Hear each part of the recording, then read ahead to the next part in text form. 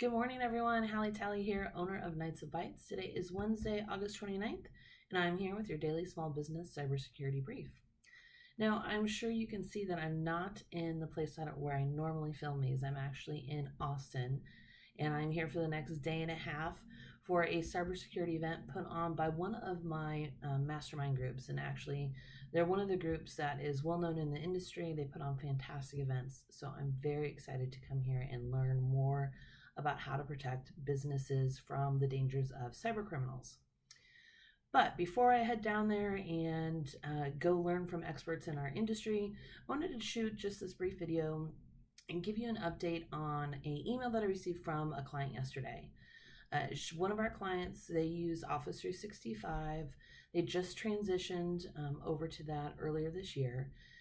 And one of her employees received an email that said it was from her, and it just had the subject line of ReRequest and one line, and all it said was, "Are you in the office?" Now, thankfully, this employee was smart enough to recognize that even though the display name had her boss's name, the email address actually wasn't from her boss. So she forwarded it immediately to her boss and said, "Hey, did you send this? And yes, I am in the office, and this looks suspicious to me." Well, thank gosh she did, because it was actually not from the business owner. And here's what exactly happened. It wasn't that her email was hacked, it was that her email had been spoofed. And there are a couple of different ways that can happen. The first is what this one was, which was the hacker uses the display name, let's say Sue Smith, and puts that as the display name of the email that they're sending to the person. You know, sometimes you see that display name instead of the actual email address. It may say from Hallie Tally versus from HTally at whatever email address I'm using. So it showed the business owner's name, and then it had it at Gmail address. And that's what flagged this email for her employee, for her staff member. So that's one way. A second way is where they actually somehow are able to spoof the email address where it looks like it's from the business owner. So Sue Smith at SueSmithsBusiness.com. And it's not that they've actually been hacked.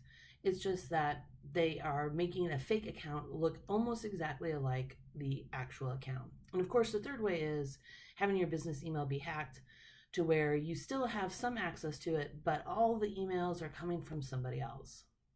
So what's a business owner to do when their email gets spoofed? Well, the biggest thing is you need to make sure you are training your employees on best practices when it comes to looking for phishing emails. Unfortunately, we're all susceptible to this. Humans are the number one cause of most breaches. And that's just simply because we are trusting folks, right? We get an email, we're busy, we don't necessarily always pay attention, and sometimes we click on something that we don't mean to. And criminals are really savvy at utilizing our trust against us. So one of the things that we recommend is having some sort of cybersecurity training program. Now, since you're not in the IT world, definitely reach out to your IT provider and talk about how you can come up with a program. Many of us have tools out there that can do it for you and can actually automate it. The second thing is when you do have a staff member that recognizes that, absolutely bring that up in some sort of weekly staff meeting. You want to recognize that the staff member did exactly what they were supposed to. They're following best practices, and they really saved your business from being hacked. And the third and final thing is you definitely want to make sure that your business name is protected. So instead of using like an @Gmail or an @Yahoo, any of those type of emails, make sure you do get some sort of business grade email. And that can be through Gmail, it can be through Office 365. All you have to do is spend a few dollars in getting a domain name and then getting a business grade email through either, like I said, Office 365 or Gmail. They're very inexpensive, about the cost of a cup of coffee a month.